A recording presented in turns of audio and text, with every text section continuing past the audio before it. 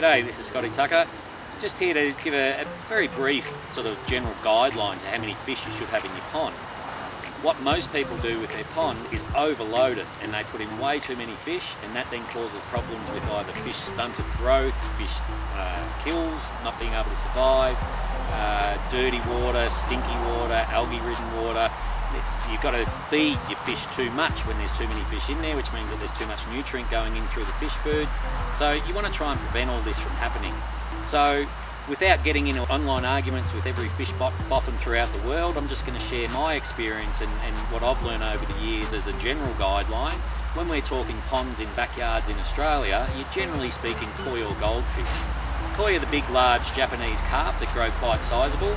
They're quite dirty fish in terms of the amount of waste that they excrete and their feeding behaviour. So you'd have a bit fewer koi in the same size pond relative to, say, goldfish or even native fish. So general rule of thumb that I've always worked with is about for every 1,000 litres of water, one koi. If you've got goldfish, maybe for every 300 to 400 litres of water, one goldfish. And if you've got native fish, similar to goldfish, you could possibly have a few more natives.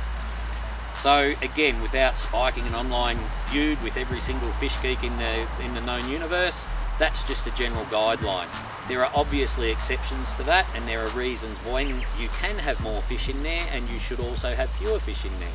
But generally speaking, the more fish you have, or if you don't remove fish from your system after they've bred over the years, or if you don't remove some of the fish out of your system after they've grown after a few years, if you want to house more fish, there are two things that you can do.